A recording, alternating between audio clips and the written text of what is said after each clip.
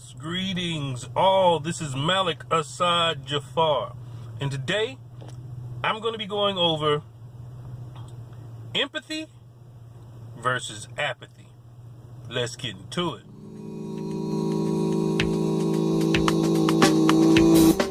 I'm the best, so do not test the top of my profession, the master of my chosen field, of that there is no question. Serious. All right, so bright. The reason why I'm going over this, let me get right so I can, there we go. Block that sun out if I can. And here we go. Okay, the reason why I'm going over this is because of some issues that I have seen take place, and it is problematic, and I hope that if anybody has experienced these things I'm getting ready to go over, they are able to do something different. You know, it is not you. It's not you, it's them. And so, first, let me go into what empathy is. And I'm no Webster's dictionary. I'm just giving it to you based on what I understand. Empathy is being able to connect to someone emotionally and understand what they are feeling emotionally. Okay, so someone's going through a significant situation and they are feeling a particular type of emotion, and this person, this therapist, this coach is able to express and convey that they understand what this person is going through, and they are able to connect to their emotional feelings. What is apathy? Apathy is lack of emotion or lack of an emotional connection to a perceived event or to a specific event. Okay, that's what apathy is. Now, why am I going over this? Because far too often I am seeing stuff take place in, I don't want to say a therapeutic community, even though I just said therapeutic community, counseling. Hey, man, the dog that barks, the dog, you throw a rock and a pack of dog, the one that barks, the one who gets hit. So I'm just saying, you'll have some therapists who you're listening to this person and they're going, yes, okay, it's so cliche-ish. You've heard it, and you're just like, this person is not listening to me. And then they can parrot or paraphrase what you got going on, but you don't feel an emotional connection to what this person is doing or what they're saying. And then they may give you some great advice, but based on what I told you before in the video, they're giving you a technique and it sounds terrific, but they have no experience in what just took place. Does that mean that a person who is counseling an individual who's been raped or abused has to be raped and abused? No. But what I am saying is that they probably should display some level of empathy. They should have an empathetic approach to get this person to not buy in, but just get this person to feel secure. They've been violated. They've been accosted. They've been whatever the case is. And I'm just getting this blah, blah, blase stuff from this person that sounds great, but I don't feel connected to them. And so I've been seeing that happen a lot. And you have people who consider themselves to be empathetic only because they have enough theory, they have enough experience in theory, they have enough experience in technique, but not experience in handling people and how they should feel. Because actually, as they say, or not say, but as they may feel they're being empathetic to someone's needs, they're actually doing just the opposite. They're being apathetic. This is a very far stretch, but it would be like, remember I said it's far, a person who's in front of you grieving, and the therapist actually starts laughing, or it appears to be somewhat jovial, or as an attempt, this person has owned their feelings of feeling this level of grief and depression and pain. They're owning it.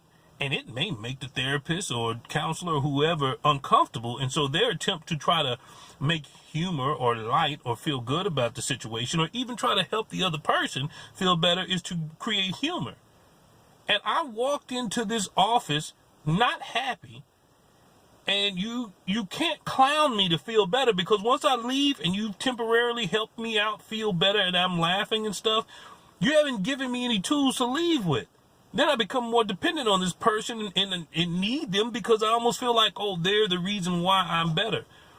They haven't given me anything that will make me feel better. Just that person's opinion, approach, feedback, yada yada has made me feel better. Give them something. Know that's what they're going through and drop into their pain.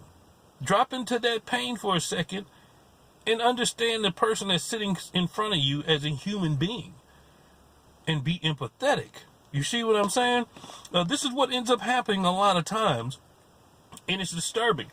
I remember of all the times I could have done it, I was in this big, I don't know if you want to call it auditorium, courtroom, it's where it's in the city, but in any event, I was having a very heartfelt speech to a group of people who were really feeling what I was saying.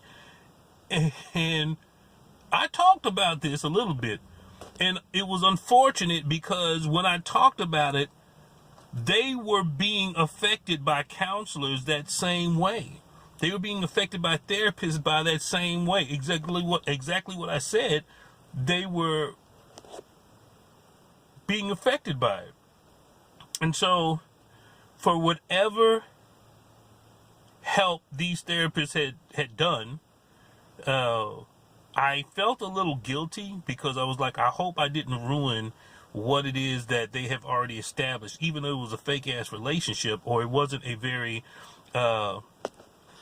synergistic is not the word, but it wasn't a very sensitive relationship because of the population. There was still some progress, and progress, not perfection. And, but hopefully they heard that and changed their approach a little bit. Maybe they didn't. Hopefully the people who heard it, who felt slighted, have been still receiving of the help that's been given, but they're more, you got to take it subjectively.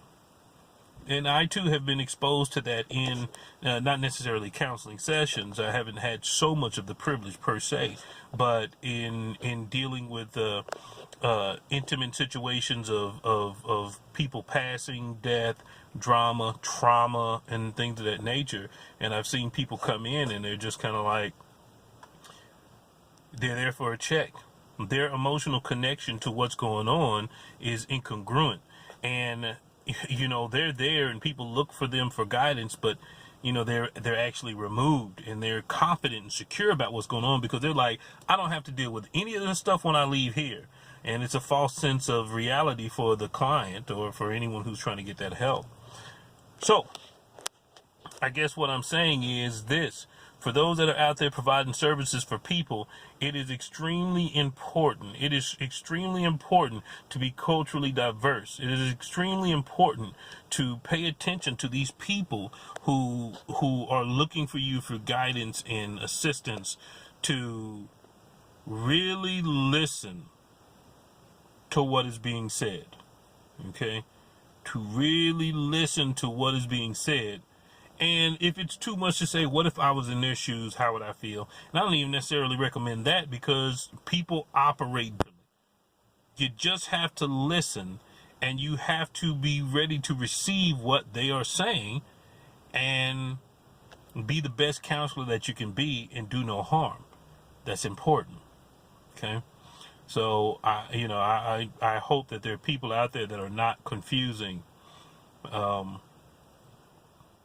their efforts at being empathetic when they're actually being apathetic, especially when it comes to cultural sensitivity. There's a lot of issues that one culture may or may not be able to understand or feel, but they dredge through it just because that's what they do, and they do more damage than good. And on a side note, these people who are getting help, you have a choice. It's not one size fits all. You have a choice, and you can do something different. So if you don't feel comfortable, there's always somebody higher than the person that you're speaking to. If you don't feel comfortable, speak to that person. And if that still doesn't make you feel comfortable, speak to someone else. In the end of the day, if you speak to all of these different people, then obviously maybe, I was going to say maybe the issue isn't with them, maybe it's with you and your level of acceptance or receiving what it is they're actually giving. Maybe I'm having an issue with digesting what's going on. But question it, process it, go over it if you're not feeling right, because your mental health is more important than anything else. Lastly, I was going to stop it and then close out, but I'll just go ahead and go straight through and close out. I've been talking from a standpoint of a therapeutic or therapist, client, counselor, client relationship. This is also something that could be used within understanding your members of the family. I mean, man, probably should have processed that first, but family, especially in times of strain and trauma, be respectful to your other family members and what they may be going through. You know, I find it selfish when people put themselves in a position to not think about how others are feeling or being affected by your behavior. Because after a while, what ends up happening is this person acts a certain kind of way, and after they act a certain kind of way, they start affecting all of their family members, and all of their family members start feeling some kind of way, and then the person who is doing this, starts thinking everyone else is tripping. When in fact, no, this person has not taken into consideration what they're actually doing to other people. So with that said, also point the mirror back at self. And I think that if people spend more time doing for others and being compassionate for others and thinking about how other people feel, and that does not mean think how I would want this person to feel, because that's fake and that's not genuine. That's not letting a person, be who they truly need to be. It's really not cool. Truly understand and be empathetic to what this person is going through. Even if you haven't gone through their type of stuff, just fine tune and identify with the emotions, the specific emotions that they're actually going through, and ask them what they're feeling. And they may not know. Read their body language. Look at what they've got going on, Again, like I said, I think that's an important thing to be able to do. I wish I could make it a little bit longer, because I really believe that there are a lot of people out there that could use this information. But of course, you can always message me if you're having any kind of difficulties in this empathy, apathy dynamic with people, because you may have a group of people around you that you feel like are completely apathetic to what your experience is, because they haven't gone through what you've gone through. Quick example, and then I'll cut it off. You've got a person who has lived a hard life, has done some jail time, has done some different stuff. Scratch. You've got a person who's been in a relationship for over 10 years and has been an abusive relationship, and they've had trauma and they've had stress and scratch that. I can keep going, but these people have been through fill in the blank. And their support system that surrounds them, so they say their support system, has never experienced any of those things before in their life. And then their job is to be their support system. Their job is to help them out as best as possible, but they have no earthly idea of the world that they've come from. And instead of even spending a bit of time getting to understand that, because it's an uncomfortable thing, they just take their own assumptions about how things need to be, dismissing this person's emotions, which is a form of apathy.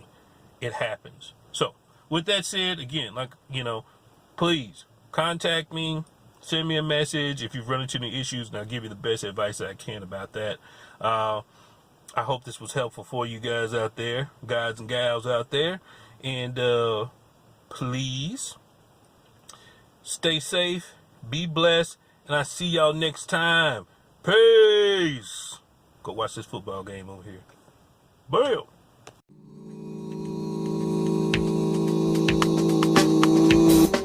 I'm the best, so do not test the top of my profession.